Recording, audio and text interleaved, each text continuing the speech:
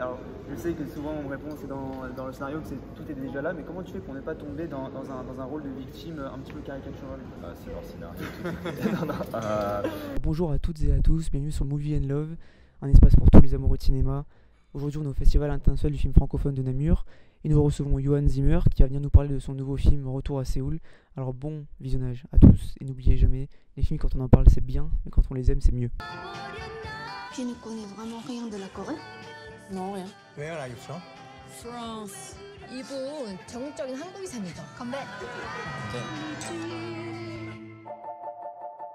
C'est la seule chose qui me reste de la Corée. C'est ta mère? Biologique, je pense, oui. Tu vas essayer de retrouver tes parents? J'ai 27 ans aujourd'hui. Et je me suis toujours posé la même question le jour de mon anniversaire. Est-ce que ma mère a une pensée pour moi?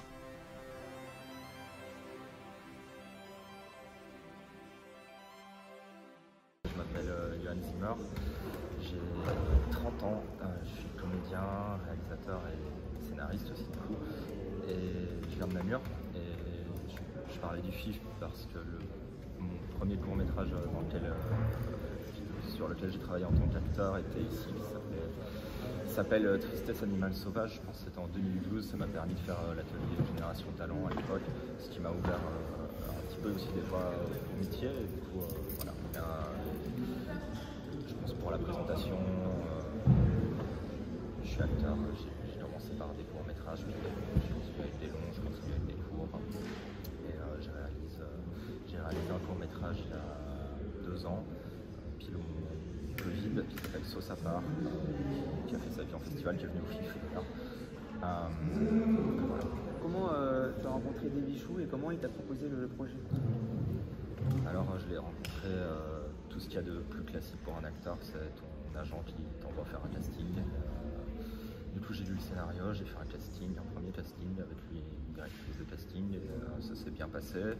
On s'est revu avec Jimin, donc qui est l'actrice principale du film, et on a fait des essais donc un peu plus longs ensemble pour trouver une intimité, trouver une complicité entre nous. Et pour moi ça s'est super bien passé, et avec David et avec Jimin, je pense qu'on a bien senti le truc. Pour rebondir justement sur l'actrice principale, Park Ji-min, donc c'est son premier rôle au cinéma. Je voulais savoir comment toi, en tant qu'acteur, réalisateur, scénariste, qui a déjà fait plusieurs projets, comment tu travailles avec une actrice dont c'est la première fois, la première expérience? Je pense que la première chose, c'est déjà de créer, en tout cas en fonction de ce que demande le rôle, de créer une relation qui peut être un bon terrain pour ce qu'il y a à jouer. Donc là, en l'occurrence, d'avoir un minimum de complicité, même si à un moment elle est dure avec moi, mais c'est au moins pouvoir se sentir et pouvoir jouer ensemble, c'est pouvoir s'entendre en fait aussi. Être en confiance en tout cas, en fait, surtout. Donc je pense que c'est se mettre en confiance, c'est du relationnel, et puis après, moi je fais mon travail de mon côté. Si elle a envie de me poser une question, je réponds, mais moi je suis pas directeur d'acteur sur le film, donc c'est dans l'échange. Moi elle m'envoie des choses et ça se passe super bien, elle fait très bien son taf, et puis moi je lui réponds, je lui envoie mes répliques, et puis on fait avec ça, et on se nourrit de ça, quoi. Comment tu mets en place une vraie profondeur, que ce soit au niveau des enjeux et de votre relation, quand il y a peu de temps à l'écran, peu de séquences? Donc comment tu crées des enjeux et une profondeur dans cette relation-là? Du coup, je pense que ça c'est déjà l'écriture du scénario en fait. Si le rôle, parce qu'effectivement c'est pas un gros rôle en termes de temps, mais il est déterminant, enfin, pour moi dans le récit du film et de ce personnage. Donc moi c'est là où le rôle m'intéressait. Donc si le rôle déjà l'écriture est intéressant, je pense que les enjeux ils sont clairs en fait. Donc moi je les prends après pour créer de la profondeur au moment du tournage. Je pense que c'est ce que c'est corrélé à la réponse que j'ai fait avant, c'est de créer une relation avec la personne en face. Ça, ce qu'on joue, elle, quand je l'écoute, elle peut me toucher, et moi quand je donne mes répliques, ça peut la toucher aussi. Voilà, je pense que c'est ça. Et puis après, c'est plus moins on a de temps, je pense, plus il faut avoir de travail en amont, peut-être, pour pouvoir vraiment profiter du moment du tournage où on tourne, ne pas être en train de chercher comment je dois faire ou non. Moi j'ai envie d'arriver, d'être en confiance, connaître mon texte, me sentir bien avec l'équipe et puis après y aller quoi. Je trouve que ce qui est jouissif sur un plateau, en fait c'est le cadre, pas le cadre, mais c'est d'avoir un cadre précis et dedans de connaître, de connaître nous, nos limites, nous les enjeux d'une scène, telle réplique, et après de faire des petites modulations là-dedans. Les petites modifications, c'est là où on prend du plaisir en fait, parce qu'on sent ce que ça fait sur l'autre, on sent ce que ça fait à la caméra, on voit ce que ça peut faire à l'image, ce que la réalisatrice ou le réalisateur aime là-dedans, ou demande de baisser ou d'augmenter ou de changer. Voilà, donc non, on se prépare évidemment de la même manière, n'importe quel moyen. Alors pour revenir un petit peu sur le fait que le personnage de Park Ji-min, enfin joué par Park Ji-min, est vraiment détestable avec toi et assez dur, comment tu fais pour ne pas tomber, alors je sais que souvent on me répond c'est dans le scénario que tout est déjà là, mais comment tu fais pour ne pas tomber dans un rôle de victime un petit peu caricatural? C'est leur scénario. Non, mais après, elle est pas détestable en fait. Je pense qu'elle est dure, mais que c'est elle le moteur du film. Donc on comprend en fait, on comprend, ou en tout cas on essaie de projeter les réactions qu'elle a. On est en empathie avec son personnage qui vit des choses compliquées. Donc on peut se dire pourquoi elle réagit comme ça avec ce mec.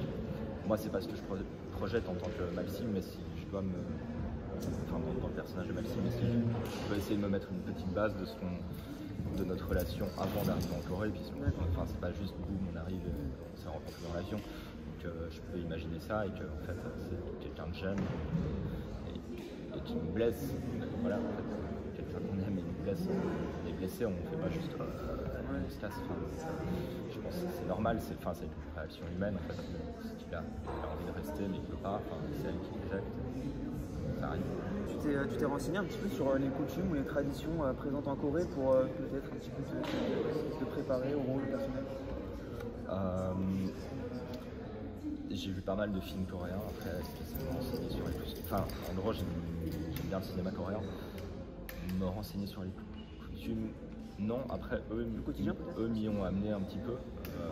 Parce que j'ai mis les coréennes, l'équipe coréenne et tout ça, donc quand tu découvres un truc comme ça, tu t'essayes un petit peu de te plonger, mais ça c'est au moment du tournage. Après moi, me préparer, j'ai regardé un petit peu comment c'était Séoul et ce qu'il y avait à faire, mais en l'occurrence, en fait, le mec n'est pas préparé. Donc je trouve que moi, si je devais jouer un mec qui était professionnel, qui connaît la culture coréenne de A à Z, j'aurais fait ça, mais en l'occurrence, non, justement, en fait, le gars ne comprend pas du tout. En vrai, moi je savais des trucs qu'il fallait pas faire, etc.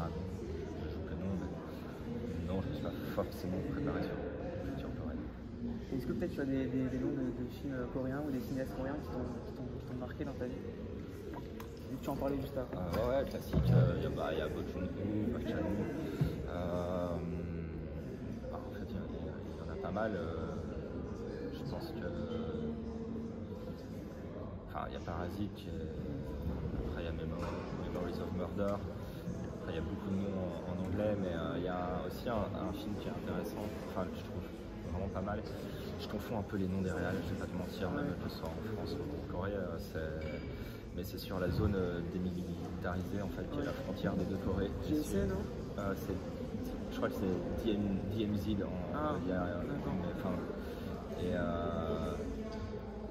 Zone Area, démilitarisée Zone Area, et c'est sur des gars, je crois que c'est dans les années 2010, et des soldats qui fuient la Corée du Nord, en fait, au sud. Et ça, il est moins connu, je peux le recommander. Après, le reste, je pense que les gens, Mademoiselle et tout ça, c'est des films. Merci. Leur réputation est plus à faire, c'est pas moi qui veux. Alors, pour finir, j'aimerais savoir comment David Chou dirige ses acteurs sur le plateau. C'est un mec super en fait, moi je m'entends bien avec lui, il est hyper sympa. Donc c'est pas du tout quelqu'un qui est dans un truc d'autorité dure quoi, mais qui est plutôt à chercher avec les gens, à ce qu'on propose et on écoute et puis je pense que en fait quand t'es réalisateur, je crois que tu dois, j'imagine après, moi c'est comme ça que je vois la chose, c'est que tu t'adaptes en fait en fonction de la personne que tu as en face, tu essaies de créer un langage commun, je crois que c'est quelqu'un qui fait ça dans la joie et la bonne humeur, et c'est un mec qui a une énergie hyper positive, et du coup,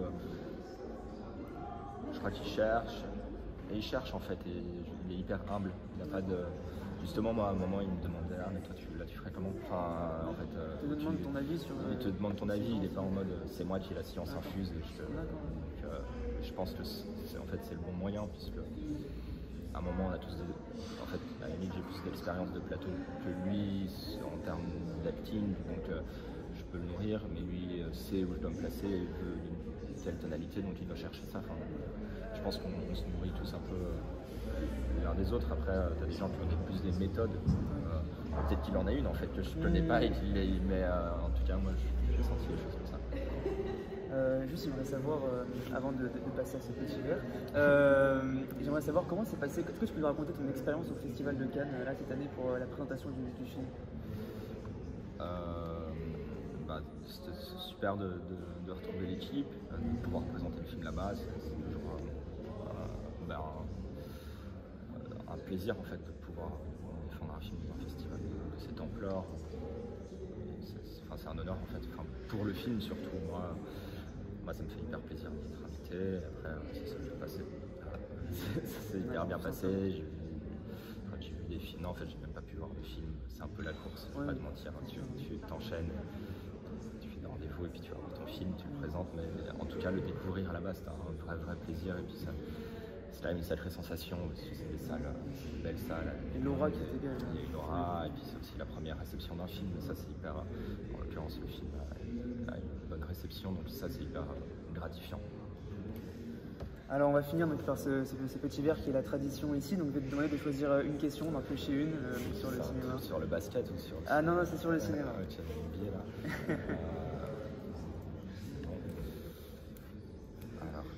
Alors, je lis la question. À l'ère des plateformes de streaming, quel est le plus gros avantage de la salle de cinéma? De ne pas avoir son téléphone allumé, déjà. D'accord. Je dirais que c'est ça. Donc, c'est d'être entièrement un film.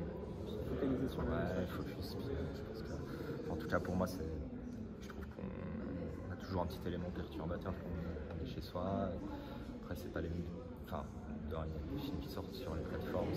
Enfin, dans l'occurrence, je pense qu'on peut quasi tout trouver maintenant. Ils sortent sur les plateformes après, mais moi, j'ai un vrai plaisir de salle.